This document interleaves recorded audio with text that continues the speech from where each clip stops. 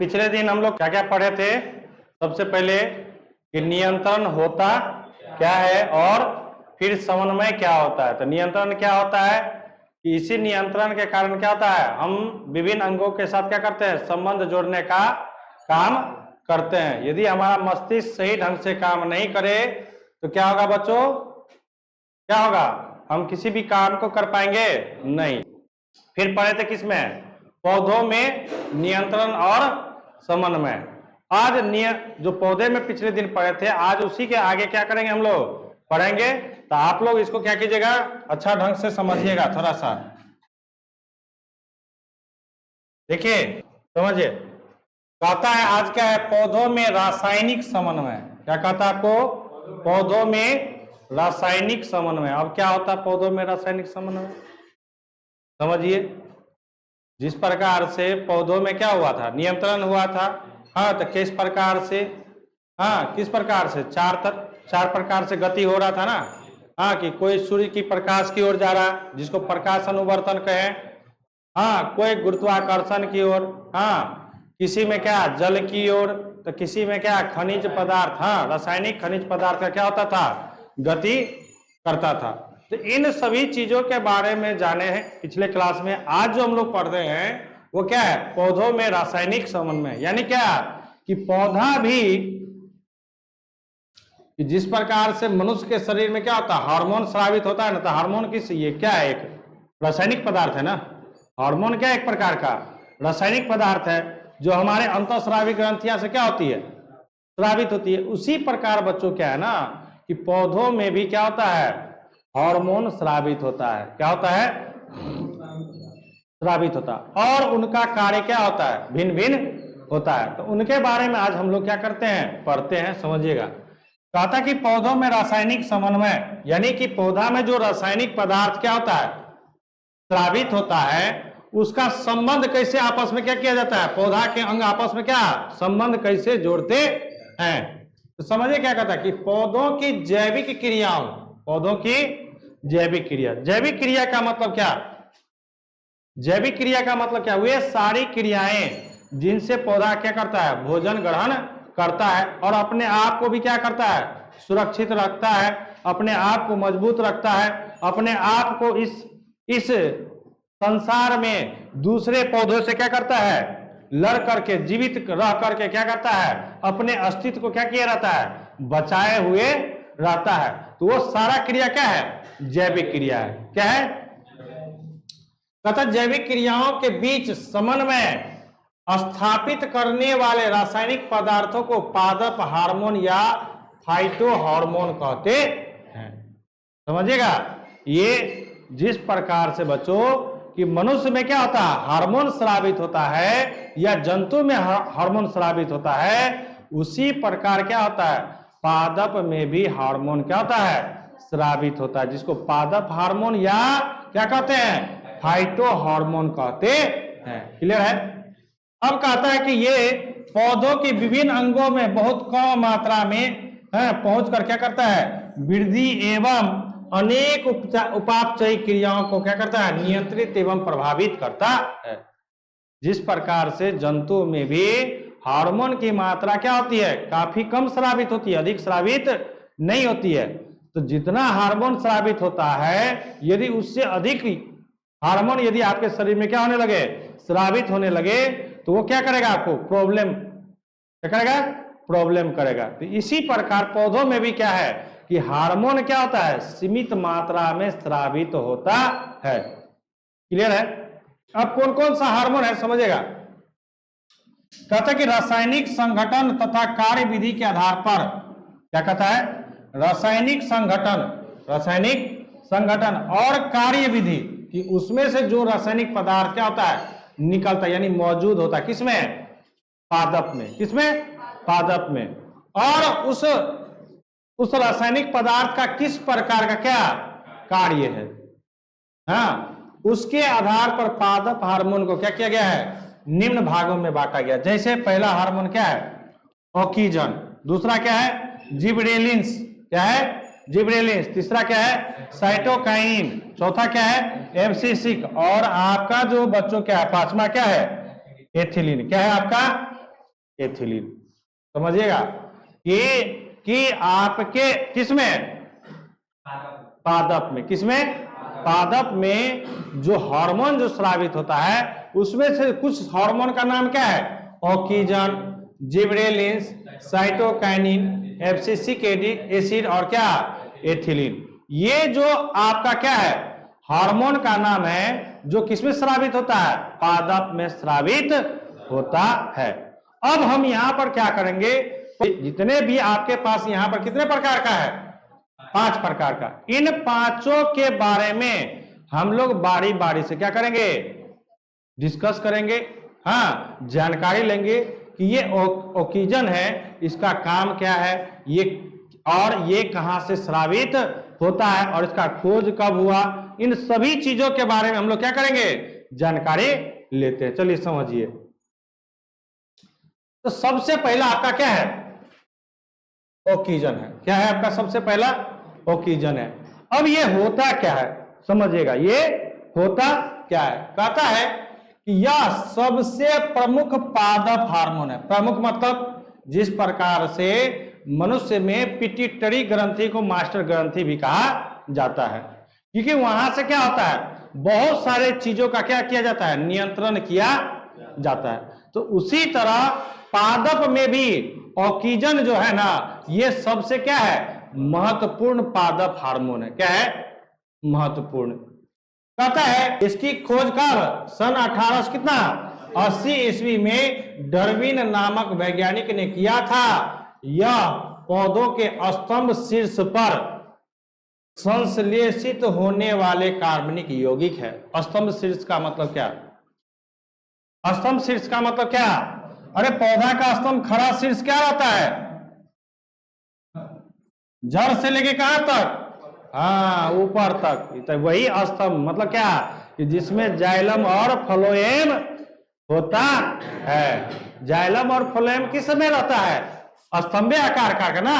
तो वही समझिएगा, यहां पर कहता है कि ये कहां पर, यह पौधे के स्तंभ शीर्ष पर, शीर्ष मतलब क्या, ऊपरी भाग में, कहां पर, हाँ पर क्या होता है, संश्लेषित होने वाले कार्बनिक यौगिक है। संश्लेषित का मतलब क्या, संश्लेषित कब होगा, जब भोजन को क्या करेगा, बनाएगा तभी ना संश्लेषण। पौधा में संश्लेषण क्रिया क्या होता है, कि जब पौधा प्रकाश संश्लेषण भोजन बनाने के क्रम में क्या कार्य करता है कि नहीं है, जब पौधा क्या करता है, प्रकाश संश्लेषण क्रिया कब होती है, रात्रि को, दिन के समय, क्योंकि सूर्य की प्रकाश कब होती है, क्या कब रहती है, दिन में। तो वही यहां पर कहता है कि क्या, कि यह पौधे के स्तंभ शीर्ष पर संश्लेषित होने वाले कार्बनिक यौगिक है।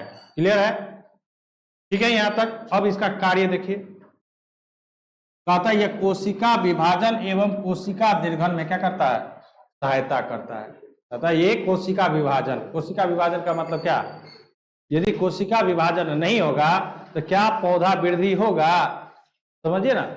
यदि कोशिका विभाजन नहीं होगा तो क्या पौधा वृद्धि होगा, बढ़ेगा, क्या उसमें नया नया टहनी निकलेगा, क्या नया नया पत्ता निकलेगा। इसका कहने का मतलब क्या, कि कहता है कि कोशिका विभाजन एवं कोशिका दीर्घन में क्या करता है, सहायता करता है। दूसरा, जड़ निर्माण में सहायता करता है। क्या करता है, जड़ निर्माण में। तीसरा है फसल गिरने से बचाना। तीसरा क्या है, यानी कि जिस, देखते होंगे धान के समय में अभी, हाँ, कि धान क्या होता है, अपने आप झड़ के क्या होते लगता है, गिरने लगता, नहीं गिरने लगता है, एक कीट लगता है जिसके कारण क्या होता है, धान झड़ के क्या होता है, आप समय पर नहीं काटेगा तो धान क्या होगा आपका, नहीं गिरेगा। तो इसका मतलब क्या है, कि उसमें किसकी कमी है, ऑक्सीजन की कमी है, जिसके कारण क्या हो रहा है, हमारा फसल क्या हो रहा है, गिर रहा। ठीक है ना। तो कहता कि फसल गिरने से ये क्या करता है, बचाता है। फिर अगला पॉइंट है, कहता कि पेड़ पौधों की लंबाई बढ़ाने में क्या करता है, ये सहायता करता है। यानी क्या, कि इसकी सहायता से पेड़ पौधा भी क्या होता है, लंबा होता है। फिर खर पतवार को नष्ट करने में क्या होता है, सहायता करता है। तो आप लोग जब देखते हैं कि किसान फसल रोपने से पहले बच्चों क्या करता है? छिड़काव करता है। हाँ, कीटनाशक का तो करता ही है, खर पतवार को मारने के लिए भी क्या करता है? छिड़काव करता है, नहीं करता है? जिससे खर पतवार क्या हो जाए? नष्ट हो जाए। आप लोग के तो पापा जी ये काम करते होंगे ना जी, कि खर पतवार को क्या करते होंगे? मारते होंगे। तो वही चीज कहता है कि किसमें? तो उसमें क्या किया जाता है? ऑक्सीजन मिला हुआ रहता है, जिससे खर पतवार क्या हो जाए? नष्ट हो जाए। क्योंकि खर पतवार क्या होता है? अवांछित होता है। क्या होता है? जैसे जैसे गेहूं के समय में हम लोग जो साग खाते हैं, कौन सा साग? बथुआ साग। तो क्या आपके पापा या आपकी मम्मी कभी गए हैं बथुआ साग, उसमें बथुआ का दाना मतलब क्या बीज छींटने के लिए? वह स्वतः ही क्या होता है? गेहूं के साथ उग जाता है। तो वो अवांछित न हुआ, क्योंकि उसको हटाना इसलिए जरूरत है कि वह भी पौधा जीने के लिए खनिज पदार्थ चाहिए कि नहीं चाहिए? जल चाहिए कि नहीं चाहिए? ऑक्सीजन चाहिए कि नहीं चाहिए? नाइट्रोजन चाहिए कि नहीं चाहिए? तो जितना मात्रा में पौधा को मिलना चाहिए वह उससे ये क्या कर लेता है? बांट लेता है। तो जब बांट लेगा तो क्या फसल मेरा अच्छा होगा? फसल होगा? जितना मात्रा में उत्पादन होना चाहिए क्या उतना मात्रा में होगा? फॉर एग्जाम्पल मान के चलिए, जैसे एक जगह है, एक घर में यदि 5 आदमी को खाना खाने की क्षमता है और उस जगह पर 10 को आदमी आ जाए, तो किसी का पेट भरेगा? थोड़ा थोड़ा करके खा लेगा, हाँ, कुछ दिन के लिए जी लेगा। लेकिन क्या यह प्रक्रिया लगातार रहे तो क्या जी पाएगा? तो उसी तरह यदि आपके खेतों में जितना आपने दाना छीटा है गेहूं का, उतना पौधा निकलना चाहिए, और उसके अलावा भी क्या होता है? पौधा निकल जाता है। तो वो क्या करेगा? उसका भोजन बांटेगा कि नहीं बांटेगा? क्योंकि वो भी तो जिंदा रहना है। तो जितना यदि आपका भोजन बांट लिए हम, तो उसको क्या हो गया? कमी हुआ कि नहीं हुआ? उसका पेट भरा? नहीं ना भरा। तो इसलिए कहता है कि खर पतवार को क्या किया जाता है? नष्ट करने। क्योंकि खर पतवार जो है ना, वो क्या हमारा अवांछित है। जैसे अभी धान का सीजन है ना, धान का सीजन। अभी धान के सीजन में क्या होता है? देखिए ना, अभी धान के खेत में क्या मोथा उग जाता है? मोथा उगता है ना, जिसको हम लोग क्या करते हैं? हाँ, हाथ से नोच नोच करके क्या करते हैं? उसको फेंकते हैं, बाहर फेंकते हैं कि नहीं? क्यों? क्योंकि वे हमारे धान की फसल को क्या करे? प्रभावित ना करे। इसी के लिए ना कि हम लोग क्या करते हैं? मोथा को रहता धान के तरह ही, हाँ, वो हरा, उसी तरह जिस तरह से धान का पौधा का जो पत्ता होता है वो हरा दिखाई देता है, उसी तरह वो भी हरा दिखाई देता है। लेकिन उसको क्या करना है? किसान लोग जानते हैं कि कौन धान है, कौन मोथा है। उस मोथा को क्या करते हैं? बाहर निकाल करके फेंक देते हैं। और खेती करने से पहले, जुताई से पहले ही खर पतवार को नष्ट करने के लिए उसमें छिड़काव करते हैं। तो एक तो प्राकृतिक है ये चीज, खर पतवार नष्ट होता है यदि पौधा में क्या है? ऑक्सीजन की मात्रा उपस्थित है, तो वह स्वतः ही अपने अगल बगल के खरपतवार को क्या करेगा? वो नष्ट कर देगा। और नहीं तो फिर क्या कीजिए? आप बाहरी तरफ से दीजिए। ठीक है। फिर कहता है कि बीज रहित फलों के उत्पादन में क्या करना? सहायता करना। बीज रहित का मतलब क्या? कि वैसा क्या होना चाहिए? फल जिसमें बीज हो। बीज का मतलब जैसे अमरूद में बीज होता है ना, हाँ, सेब में बीज होता है, संतरा में बीज होता है कि नहीं होता? आम में बीज होता है, लीची में बीज होता है, हाँ, पपीता में बीज। यानी क्या इसके भी उत्पादन में ये क्या करता है? सहायता करता है। ठीक है, तो समझिएगा। नोट में यदि शीर्ष स्तंभ को काट दिया जाए तो पौधे की क्या हो जाती है? वृद्धि रुक जाती है। तब ना ये इसको कहां पर? शीर्ष स्तंभ पर पाया जाता है। कहां पर पाया जाता है? और जहां पर ये आपको उसके शीर्ष मतलब क्या गर्दन को ही काट दीजिए तो क्या हम जिंदा रहेंगे? मनुष्य जंतु है तो जंतु तो नष्ट हो जाएगा, लेकिन पौधा में एक गुण है, यदि आप ऊपर का भाग भी काट दिए, यदि नीचे में टहनी है तो उस टहनी से भी धीरे धीरे धीरे धीरे क्या होता है? वो एक नया पौधा फिर क्या होता है? निकल जाता है। लेकिन मनुष्य में तो ऐसा नहीं होता है। जीव जंतु में होता है ऐसा कि किसी के गर्दन को काट दें तो फिर से वो क्या नया व्यक्ति बन जाए? होता है। लेकिन कुछ जंतु में होता है। हाँ, कि जिसका कोई भी अंग कट जाता है तो पुनः उसका क्या हो जाता है, अंग विकसित हो जाता है, जैसे छिपकली। लेकिन छिपकली के पूंछ में ही रहता है, समझिएगा कि छिपकली के क्या केवल पूंछ में ही रहता है। तो देखते हैं ना, तो सब समझिए ना, तब ना देखते हैं कि बकरी सब हाँ क्या कि मूड़ी को खा लेता है ना, तो फिर उस पौधा को होना क्या दुर्लभ बात होता है।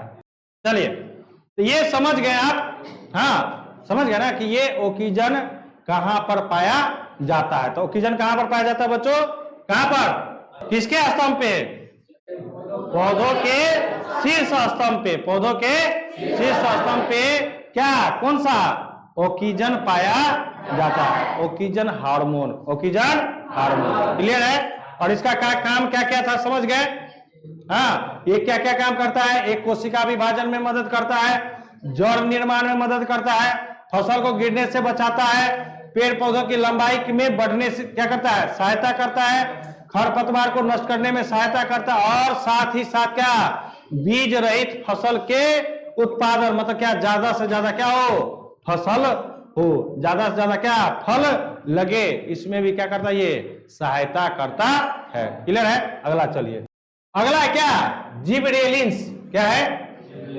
अब समझिएगा, कहता है कि यह एक प्रकार का क्या है, पादप हार्मोन है। इसकी खोज सन 1962 ईस्वी में कुरोसोवा नामक, कौन सा नामक, वैज्ञानिक ने किया था। यह एक जटिल कार्बनिक यौगिक है। यह एक क्या है, कार्बनिक यौगिक है, यानी क्या कि इसमें कार्बन की मात्रा क्या है, हाँ कार्बनिक यौगिक है तो कार्बन तो होगा ही। हाँ अब कहता है कि इसका कार्य क्या है, समझिए इसका कार्य क्या है। कहता है कि यह बौना पौधा को क्या करता है, लंबा करता है। समझिएगा, जैसे हम लोग में भी होता है ना, भुटवा भुटिया होता है ना, हाँ उसी तरह पौधा में भी होता है। और इसी के आधार पर हाँ मेंडल साहब ने, आप लोग को पढ़ना है कि मेंडल साहब ने क्या किया था, एक प्रयोग किए थे जिसको क्या कहते हैं, मेंडल का प्रयोग कहते हैं, जिसको क्या कहते हैं, मेंडल का प्रयोग। उन्होंने क्या किया था, हाँ दो बीजों का चयन किया था, हाँ किसका, मटर के बीजों का, एक लंबा एक, हाँ पढ़ना आप लोग को इसी अगला चैप्टर में, ठीक है ना। तो वहां पर पढ़ाएंगे हम लोग, जिसमें आनुवंशिकता के बारे में पढ़ना है 7 चैप्टर में, समझिए। तो इसका यदि किसी पौधा में कम मात्रा में जिबरेलिंस है तब तो वो पौधा क्या होगा, बौना होगा। और जब यदि उसमें मात्रा स्रावित हो रहा अच्छा ढंग से तो वह पौधा क्या होगा, लंबा होगा। दूसरा, तने की लंबाई में वृद्धि करता है। तने की लंबाई में क्या करता है, ये वृद्धि करता है। कहता है कि बीज अंकुरण में सहायता करता है। बीज अंकुरण का मतलब क्या, जैसे हम लोग कोई भी बीज को रोपते हैं तो उसको अंकुरित होने में क्या होता है, कितना बीज क्या होता है, जल के साथ यदि जल की मात्रा अधिक है तो उसमें वो क्या हो जाता है, सड़ जाता है। हाँ, और कितना बीज क्या होता है, उग जाता है। तो वही कहता है कि ये बीज के अंकुरित होने में क्या करता है, सहायता करता है। फिर बीज रहित फल के आकार में वृद्धि करता है। अब बीज रहित फल का मतलब समझ ही रहे हैं, अभी जस्ट अभी बताया कि बीज रहित का मतलब क्या, कि वैसा फल जिसमें क्या हो, बीज। लेकिन ये कहता कि बीज तो हो लेकिन उसका आकार क्या हो, बड़ा बड़ा करने में ये क्या करता है, सहायता करता है। जैसे हम लोग पपीता खाते हैं तो देखती होगी कि हम लोग का जो देसी पपीता होता है वो क्या होता है, छोटा होता है, और जो हम लोग बाजार से खरीद के लाते हैं तो वो इतना इतना बड़ा रहता है। एगो पपीता 3-3 केजी 4-4 केजी का होता नहीं होता है। हम लोग जो घर में जो हम लोग का देसी पपीता है वो क्या रहता है, बाजार से अमरूद खाओ इतना इतना बड़ा, हाँ एक पोआ क्या, एक पोआ कम से कम 300-350 ग्राम का एक एक। हाँ हम लोग का जो घर में आंगन सब में जो फरता है अमरूद का पौधा से, उसमें कितना बड़ा रहता है, इतना बड़ा इतना बड़ा, बहुत से बहुत यही रहता है ना, उससे ज्यादा रहता है। हम लोग का जो अपना घर में देखे ना टाब नेमो जो फरता है, टाब नेमो जो हम जिसको चढ़ाते क्या चीज में, छठ में, उसकी साइज क्या होती है, छोटा होता है ना उसका साइज। हाँ, और जो बाजार से आता है तो उसका साइज क्या होता है, बड़ा बड़ा होता है कि नहीं। तो वही कहता है कि ये बीज रहित फल को क्या करता है, ये आकार बड़ा करने में क्या करता है, मदद करता है। फिर कहता कि पत्ती को चेहरा और चौड़ा, सॉरी यहां पर लिखा गया चेहरा, यहां पर क्या, पत्ती को चौड़ा और मोटा करने में, पत्ती को क्या करने में, चौड़ा और मोटा करने में। चौड़ा का मतलब कोई पत्ती छोटा होता, पतला होता है, कोई क्या होता है, मोटा गद्देदार होता है। जैसे कैक्टस का देखिए गद्देदार होता है, कैक्टस समझते हैं ना, नागफनी, हाँ वो क्या होता है, गद्देदार होता है कि नहीं, मोटा होता है कि नहीं होता है। और चौड़ा, तो चौड़ा में देख लीजिए आपके अगल बगल में कितना है, जैसे केला का पत्ता क्या होता है, और नीम का पत्ता क्या होता है, छोटा होता है कि नहीं है, तो नहीं होता है। नीम का पत्ता क्या होता है, छोटा नहीं होता है। सहजन का पत्ता क्या होता है, छोटा नहीं होता है। आम का पत्ता क्या होता है, उससे चौड़ा होता है कि नहीं है। सागवान का देखिए पत्ता क्या होता है, चौड़ा होता है, नहीं होता है। तो ये क्या है कि किसी में क्या करता है, पत्ती को क्या करता है, चौड़ा करना करता है, या उसको क्या करता है, मोटा। मोटा का मतलब क्या है, गद्देदार बनाता है। तो वो हमारे अगल बगल में क्या होता है, दिखाई दे देता है। चलिए अगला जो है आपका साइटोकाइनिन है। कहता है ये ऐसे कार्बनिक यौगिक है जो बीजों के भ्रूणपोष एवं पौधों की जड़ों में संश्लेषित होते हैं। कहां पर, बीजों के भ्रूणपोष। अब बताते हैं, समझिए। बीज जब हम लोग, हमारे पास जब बीज रहता है तो हमारे घर में बीज क्यों नहीं अंकुरित होता है, सोचने वाली बात है।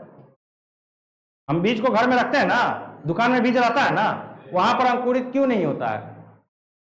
और जैसे ही उसको मिट्टी में रोपते तो अंकुरित क्यों हो जाता है, क्योंकि नमी मिलती है, खनिज पदार्थ मिलता है, और साथ ही साथ उस जो बीज जो ऐसे रहता है ना, उसके अंदर क्या रहता है, भ्रूणपोष रहता है। यानी क्या, उसमें विकास करने की क्षमता होती है। यानी उसके आंतरिक भाग में ऊर्जा क्या रहता है, संचित रहता है। और जैसे ही उसको जल नमी मिला, वो उस ऊर्जा का क्या करेगा, उस ऊर्जा का उपयोग करके क्या करेगा, अपने आप को वृद्धि करना क्या कर देगा, प्रारंभ।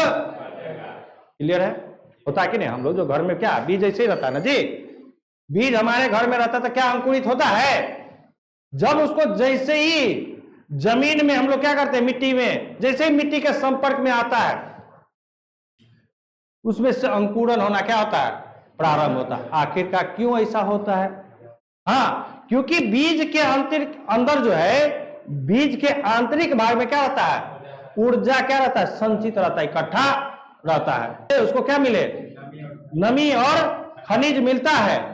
वैसे ही उस आंतरिक ऊर्जा का उपयोग करके क्या करता है, अपने आप को वृद्धि करना प्रारंभ कर देता है। और जैसे ही वृद्धि करता है तो नया बीज अंकुरित हो जाता है, और नया बीज जैसे अंकुरित होता है तो नया पौधा का विकास होता है। यही प्रक्रिया से हम लोग क्या कहते हैं, नया पौधा का उपजाते हैं जी। हम लोग धान करते हैं, कि धान की खेती करते हैं, गेहूं की खेती करते हैं, तो हम लोग का जो खेती होता है वो दो प्रकार से होता है। एक होता है छिटुआ, एक होता है पुनर्रोपण। तो पुनर्रोपण में पहले क्या किया जाता है, बीज से छोटा छोटा पौधा तैयार किया जाता है। और छिटुआ का मतलब क्या, जिसमें एक बार छिट दो, फिर उसमें क्या, उससे बीज बनाने की जरूरत, जैसे गेहूं, सरसों, हाँ मूंग, ये सब क्या है आपका जो छिटुआ खेती होता है। लेकिन धान, अभी टमाटर का तुम रोपेगी तो क्या, टमाटर का पहले नया बीज, अभी कदुआ का नया बीज तैयार किया जाता है, फिर उसको हम लोग मार्केट से ला करके क्या करते हैं, रोपने का काम यही करते हैं ना।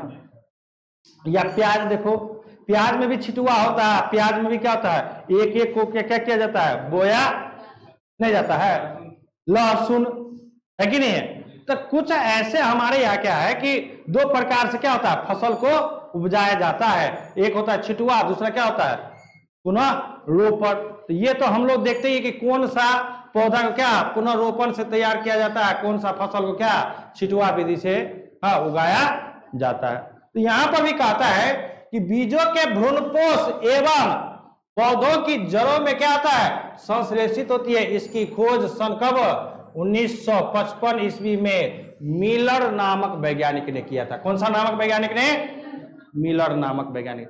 बच्चों ये सब आपको कहीं पर नहीं मिलेगा, ये सब खोज करके आपके बुक में कहीं भी नहीं है। है बुक में कहीं पर, देख लीजिए आपके बुक में है कहीं पर ये सब, ठीक है ना। अब फिर हम क्या किए, इसको लिखे हैं, तो इसलिए कहते हैं कि इसको बढ़िया से यहीं पर समझ लीजिए। कब इसका खोज हुआ था? 1955 ईस्वी में। क्लियर है। अब कहता है इसका कार्य क्या है, क्योंकि सबका जितने भी पादप हार्मोन है सभी का कार्य क्या है, अलग अलग है। कुछ कार्य क्या होता है एक जैसा, मिलता भी है। हाँ, जैसे क्या पहले में क्या था, जैसे पहला हमारा क्या था, ऑक्सीजन था, जिसमें उसमें भी कुछ वृद्धि होता था। दूसरा क्या था आपका, दूसरा क्या था, जिब्रेलिंस, उसमें भी क्या करता था, पौधा का वृद्धि करने में सहायक होता था, फल के उत्पादन में सहायक होता था। ये अब इसका कार्य क्या है, कहता है ये कोशिका द्रव्य के विभाजन में मुख्य भूमिका निभाता है। कहता है कि ये कोशिका द्रव्य के, इसमें कोशिका द्रव्य के, तो कोशिका द्रव्य तो आप लोग को पता है कि हमारा जो क्या कोशिका कितने भागों में बटा रहता है, 3 भागों में। कौन कौन, एक होता क्या कोशिका झिल्ली, दूसरा तो कोशिका द्रव्य, और तीसरा क्या होता है केंद्रक, जिसको न्यूक्लियस कहते। तो कोशिका न बटा हुआ रहता रे, ये कोशिका द्रव्य बटा रहता है, समझे।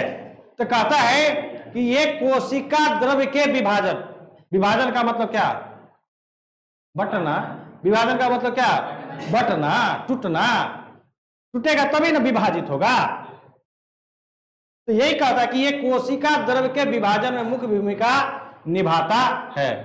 दूसरा कहता है ये पर्णहरित को नष्ट होने से बचाता है। पर्णहरित का मतलब क्या, कि पौधा को ज्यादा से ज्यादा दिनों तक हरा भरा रखने का कार्य करता है।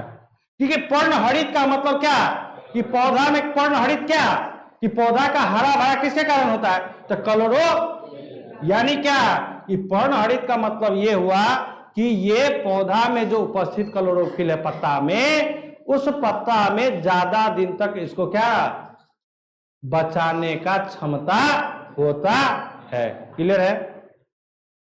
तीसरा है ये भी क्या करता है, बीज अंकुरण में सहायता करता है। जिस तरह से जिब्रेलिंस क्या था, बीज अंकुरण में सहायता करता था, उस प्रकार से ये भी क्या कर रहा है, बीज अंकुरण में क्या करता है, इसको सहायता करता है। फिर कहता है यह पौधे के पत्तियों को हरी और ताजी बनाए रखने में क्या करता है, सहायता करता है।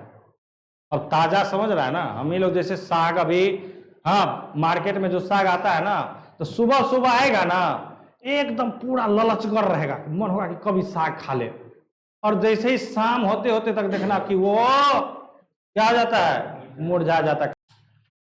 कहता है कि क्या कहता है कि ये पौधे के पत्तियों को क्या करता है, हरी और ताजी बनाए में क्या करता है, मदद करता है। एक तो पर्णहरित तो है कि हरा भरा पौधा को क्या करेगा, वो रखेगा, लेकिन पत्ता को भी ये क्या करेगा, ताजा बना करके रखेगा। जैसे देखता ना नया पत्ता निकलता कितना ताजा लगता है, और जब वही पत्ता जब धीरे धीरे क्या होता है, हाँ पुराना हो जाता है, तो वो पत्ता भी क्या होता है, कठोर हो जाता है, नहीं होता है, हाँ कठोर हो जाता है, समझिएगा। तो वही कहता है कि पत्तियों को हरी तथा ताजी बनाए रखने में क्या करता है, सहायता करता है। फिर कहता है समझिएगा, ये पेड़ पौधा को सूखने से क्या करता है, बचाता है। यानी क्या कि जल्दी मेरा पेड़ पौधा क्या सूखे नहीं, किसके कारण, कौन सा, साइटोकाइनिन के कारण। किसके कारण, साइटोकाइनिन पादप हार्मोन के कारण। क्लियर है।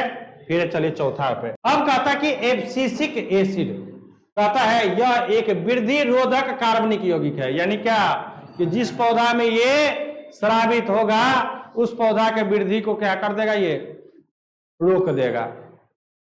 समझिए क्या कहता है, यह जो है ना ये एक वृद्धि रोधक कार्बनिक यौगिक है जो ऑक्सीजन एवं जिब्रेलिंस के प्रभाव को उलट देता है। यानी उल्टा कहता कि ऑक्सीजन वृद्धि करने में सहायता करता था, जिब्रेलिंस भी क्या करता था, वृद्धि करने में सहायता करता था, लेकिन ये क्या आपका उसका उल्टा है। यानी क्या ये उसको क्या करेगा, बौना करेगा। क्या करेगा, बौना करेगा। कहता इसकी खोज सन 1940 ईस्वी में टॉर्स्टन हेमबर्ग नामक वैज्ञानिक ने किया था। कहता कि इसका खोज कब हुआ था, 1940 ईस्वी में। किसके द्वारा, हाँ टॉर्स्टन हेमबर्ग के द्वारा। अब कहता कि इसका कार्य देखिए, कहता है ये ऑक्सीजन एवं जिबरेलिन्स के प्रभाव को क्या कर देता है, उलट देता है, जिससे पौधे की वृद्धि रुक जाती है और पौधा क्या हो जाता है, बौना हो जाता है। क्लियर है। दूसरा कहता है ये कोशिका विभाजन और दीर्घन को भी रोकता है। अब कोशिका विभाजन होएगा ही नहीं तो पौधा बढ़ेगा कैसे, समझ रहे ना कि कोशिका विभाजन का मतलब क्या, टूटना, कोशिका टूटेगा तभी तो वृद्धि होगा। हाँ, तो कहता है कि ये कोशिका विभाजन और दीर्घन को रोकता है। ये कलियों की वृद्धि एवं बीज अंकुरन को भी रोकता है। कली समझते हैं ना, पौधा फूल का कली होता है ना, जो शुरुआत में जो निकलता है उसको क्या कहते हैं हम लोग, कली। अब बीज अंकुरन यानी ये बीज अंकुरित को भी क्या करता है, रोकता है। तो जैसे क्या था आपका, एक था जिब्रेलिन्स और तीसरा क्या था, अभी क्या हम लोग पढ़े, साइटोकाइनिन। दोनों क्या करता है, अंकुरन, बीज के अंकुरन में क्या करता है, सहायता करता नहीं रुक, हम आपको इसको वृद्धि होने से क्या करेंगे, हाँ रोकेंगे, यानी तुमको हम बढ़ने नहीं देंगे, नहीं तुमको नया पौधा निकलने देंगे, तुमको सड़ा देंगे। क्लियर है। फिर कहता है कि इसे पौधे के पत्तियों पर छिड़कने पर पत्तियों क्या होता है, मुरझाने एवं विलगन होने लगती है। कहता है कि जब किसको, एब्सिसिक एसिड को आप क्या कीजिए, पौधे के पत्ता पर छिटिए तो पौधा का पत्ता क्या हो जाएगा, मुरझाने लगता है और क्या होता है, ये उसको क्या करता है, पत्ता से तोड़, उसको अपने शरीर से क्या करता है, उसको अलग करने, यानी पत्ता उसको क्या करने लगेगा, झड़ने लगेगा। किसके कारण, एब्सिसिक एसिड के कारण। क्लियर है। चलिए आगे चलिए, पांचवा इसका कहता है कि एथिलीन, कहता है यह गैस के रूप में पाए जाने वाला हार्मोन है। ये किस रूप में पाया जाता है पौधों में, गैस के रूप में, ठीक है ना। कहता है कि जो पेड़ पौधों में प्राकृतिक रूप से क्या किया जाता है, पाया जाता है, किस रूप में, प्राकृतिक रूप से पाया जाता है। यह वैसे उच्च वर्ग के पौधों में पाया जाता है जो प्रतिकूल परिस्थितियों में रहता है। प्रतिकूल का मतलब क्या, एक होता है अनुकूल, एक होता है प्रतिकूल। अनुकूल का मतलब क्या, तो उसको सब कुछ सामान्य रूप से मिलता हो, जैसे तापमान, आर्द्रता, हाँ, जलवायु परिवर्तन, हाँ, और क्या, सूर्य की प्रकाश, हाँ, खनिज, लवण, हाँ, ऋतु। अब शरद ऋतु में तो शरद जैसे होगा, जैसे अभी मान के चलो कि हम लोग धान की खेती आखिरकार गर्मी महीना में ही क्यों करते हैं, धान की खेती को हम लोग ठंडी महीना में क्यों नहीं करते हैं, सोचने वाली बात है। या गेहूं की खेती गर्मी के मौसम में क्यों नहीं करते हैं, ठंड के मौसम में क्यों करते हैं, क्योंकि आपको पता है ना कि धान की खेती के लिए वर्षा जल की, यानी क्या, जल की आवश्यकता क्या होती है, अधिक होती है। और जबकि गेहूं के लिए क्या होता है, जल की क्या मात्रा क्या होती है, यदि गेहूं उपजाना है तो उसको जल की क्या होती है, हाँ, कम मात्रा आवश्यकता होती है, ठीक है ना। दूसरा है कि धान की खेती के लिए गर्मी की आवश्यकता होती है, वातावरण क्या चाहिए, गर्म होना चाहिए, तभी तो उसमें से क्या होगा, पौधा निकलेगा और उसमें जो फसल लगेगा, हाँ, वो क्या होगा, ज्यादा वृद्धि करेगा। अनुकूल है। लेकिन जब उसी धान को हम लोग क्या कर देंगे, ठंड मौसम में रोप देंगे तो ठंड के मौसम में क्या हो जाएगा, वो होगा ही नहीं। तो क्या उसके लिए अनुकूल वातावरण है, हाँ, तो प्रतिकूल। तो यहां कह रहा है कि ये वैसे पौधे में पाया जाता है जो प्रतिकूल परिस्थिति में जीवित रहता है। प्रतिकूल का मतलब क्या है, कि उसके लायक नहीं है, फिर भी उस क्षेत्र में पौधा क्या है, अपने आप को जीवित रखे हुआ है। यह पौधे के तनों के अग्रभाग में पाया जाता है। ये कहां पाया जाता है, तने के अग्रभाग में। इसकी खोज सन 1901 ईस्वी में दिमित्री नेलजुवोव नामक वैज्ञानिक ने किया था। कौन सा, कब, 1901 ईस्वी में, किसके द्वारा, दिमित्री नेलजुवोव, हाँ, नामक वैज्ञानिक ने किया था। अब इसका काम क्या है समझिएगा, ये क्या काम करता है। कहता है ये फलों को पकाने में क्या करता है, तब ना आम वगैरह पकता कैसे, पौधा में आम कैसे पकता है, समझिए, केला कैसे पक जाता है, सेब कैसे सेब पकता है, लीची पकता है, लीची पकता है, नहीं पकता है। शुरू में लीची क्या रहता है, खट्टा रहता है, और जब उसमें लालापन आने लगता है तो वो क्या हो जाता है, मीठा हो जाता है, नहीं होता है। बैर भी पकता है, हाँ, संतरा भी पकता है। संतरा शुरू में हरा रहता है, बाद में क्या हो जाता है, पीला हो जाता है। उसके बाद मान के चलिए और क्या कहते हैं, जामुन हम लोग, हाँ, पपीता है ना, अमरूद, ये सब क्या है, जो पौधों में ही क्या होता है, पकता है, नहीं पकता है। अब घर में भी लाके हम लोग उसको क्या कहते हैं, कार्बेट देके, हाँ, पकाने का काम करते हैं। अभी जितना भी हम लोग के बाजार में केला जो मिलता है, क्या वो स्वतः पका हुआ केला है, उसमें तो कार्बेट दे दे के तो कार्बेट में क्या होता है, वही एथिलीन रहता है। हाँ, दे के पका के हमारे शरीर में भी क्या होता है, एक जो स्वतः आप बताते हैं कि गाछ का पका हुआ फलों का स्वाद और पकाए, हाँ, एथिलीन के मतलब क्या है, कार्बेट देके पकाए गए फलों का स्वाद में बहुत आसमान और धरती का फर्क होता है। गाछ का पका हुआ फल हमारे स्वास्थ्य के लिए हानिकारक नहीं है, लेकिन जो हम लोग कृत्रिम रूप से जो पकाते हैं वो हमारे स्वास्थ्य के लिए क्या है, हानिकारक है। आप लोग देखते होंगे कि आम के सीजन में यहां पर जब आप मेन मार्ग से जाती होगी घर, इतना इतना पाउडर आम के समय में इतना इतना रोड पे फेंकता था, पाउडर, उजला उजला पाउडर फेंका रहता था ना, तो वो समझिए कितना हमारे स्वास्थ्य के लिए क्या है, हानिकारक है। हम कभी भी आज तक वो आम नहीं खाए, हम गाछ वाला तो खरीद के लाए, उसको घर में छोड़ दिए, वो स्वतः ही क्या हुआ, पक गया, अब उसको खाइए। कहता है ये पर्णहरित को नष्ट होने से क्या करता है, बचाता है। ये भी क्या करता है, पर्णहरित होने से क्या करता है, पौधा को बचाता है। तीसरा, वृद्धि एवं विकास करने में क्या करती है, ये सहायता करती है। और फूल का लिंग निर्धारण करता है। फूल का लिंग का मतलब क्या, कि नर है कि मादा है, क्योंकि